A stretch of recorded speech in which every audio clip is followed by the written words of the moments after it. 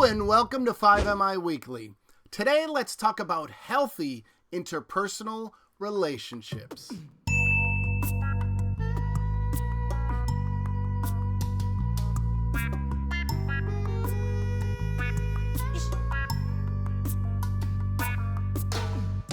Simply defined, interpersonal relationships have two or more people.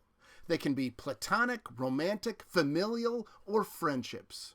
Whereas healthy interpersonal relationships bring happiness to all involved within the relationships. Although we likely have different definitions of happiness, happiness is one thing in life we all want. As Aristotle put it, happiness is the meaning and the purpose of life, the whole aim and end of human existence. This seems like a pretty good deal then. Healthy relationships bring happiness, meaning, and purpose to our lives. So how do we get them? What is seen today as a cliche, the 20th century psychoanalytic theorist Erich Fromm was the first to argue healthy relationships are dependent upon you authentically loving yourself. In his 1956 book, The Art of Loving, Fromm presents a 5-stage theory of love that shows how you can achieve healthy relationships in your life. Each stage in Fromm's theory is dependent upon the stages before it. To have healthy relationships with your parents, you must first have a healthy relationship with yourself, meaning a stable self-esteem and a strong self-concept. To have healthy friendships, you must first have a healthy relationship with yourself and your parents. To have healthy romantic relationships, you must first have a healthy relationship with yourself, your parents, and your friends. And to have healthy ethereal relationships, you must first have a healthy relationship with yourself, your parents, your friends, and your romantic partners. People tend to blame the unhealthiness of a current relationship on the relationship itself, whereas Fromm argues the health of a current relationship is most likely caused by the health of previous relationships with you at their bases. For example, if you're having trouble in a current romantic relationship, before blaming this trouble on your partner and the relationship itself, you may want to check in on your current self-esteem and self-concept, your true understanding of the relationships you had or have with your parents, and your empathy for your fellow human beings, whether they're friends or potential friends. To authentically love yourself and thereby have healthy relationships, you must overcome your internal conflicts. By nature, we all have internal conflicts. What you do with your internal conflicts ultimately will define the health of your relationships. For example, psychoanalytically speaking, your personality is composed of 3 parts: the id, ego, and superego. Your id is driven by the basic motivators for survival: fighting, flighting, feeding, and sex. The ego is the rational part of your personality. It contextualizes id-driven behaviors within the rules of society.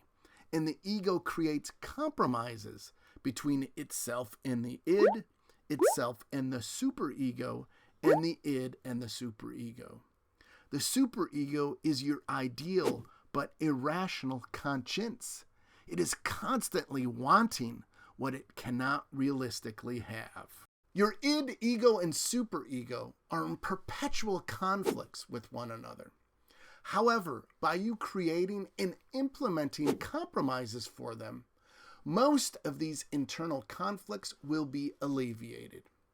If you are not actively creating these compromises, then the conflicts among the id, ego, and superego are likely to spill over from yourself and become interpersonal conflicts with the people you are in relationship with.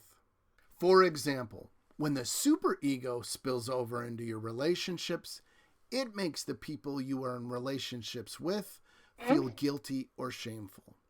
When the ego spills over, it makes the people you are in relationships with feel stupid or confused. And when the id spills over, it makes the people you are in relationships with feel worthless or frightened. Id spillage even has the potential of causing physical or sexual harm to the people you are in relationships with. Although we have some control in forming and maintaining healthy relationships through working on our self-esteems, self-concepts, and internal conflicts, it's important to recognize most of the factors that form relationships are beyond our control. Simply put, the physics of the universe, much more so than the psychology of the universe, determine relationships. The most likely beyond our control factors determining relationship formation are proximity, time, reciprocity, and excitation transfer. The physics of proximity are simple. The physically closer you are to someone, the more likely a relationship will form. The physics of time are simple too. The longer the amount of time you are with someone, the more likely a relationship will form. Proximity and time are the primary causes for relationships forming. Driven by your conscience, the principle of reciprocity is the more things a person gives you, the more likely you will be giving this person things in return. Driven by your central nervous system, the principle of excitation transfer is the more physiologically arousing situations are when you are with a person, the more physiologically arousing you will find this person. Healthy relationships certainly require people to have things in common with one another, but they also require people to not have things in common with one another. For example, which of the relationships represented by the following 3 Venn diagrams is likely to be the healthiest? Often, people incorrectly select relationship 1 because the media and fairy tales present this "I'd die without your love" relationship as being ideal. However, relationship 1 represents a codependent relationship because the people in this relationship have near everything in common with one another. This type of relationship has no room for relationship or personal growth. And codependent relationships are often associated with pathology, dissatisfaction, and abuse. Relationship 2 represents the healthiest relationship. Having things in common with the person you are in a relationship with is obviously important for relationship formation and bonding. What is not so obvious, but just as important, is having things not in common with those we are in relationships with.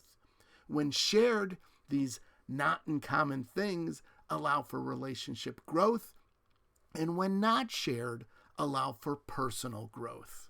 The most likely things people in romantic relationships have in common with one another are their ages, their races, their levels of education, religions, self-esteems, heights, constructive behaviors, intelligence, social economic statuses, attitudes, employment statuses, and levels of physical attractiveness. Interestingly, the things we have in common with our romantic partners are diverse in their biological, psychological, and sociological dimensions, and most of them are beyond our control.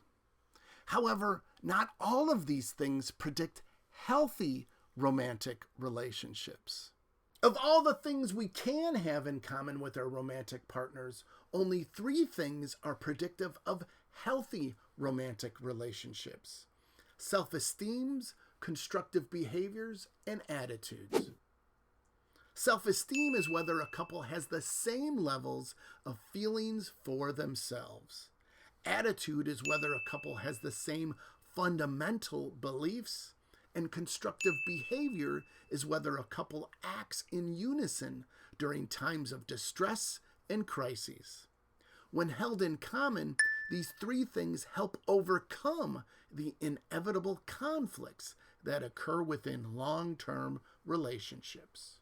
Of course, every relationship is different.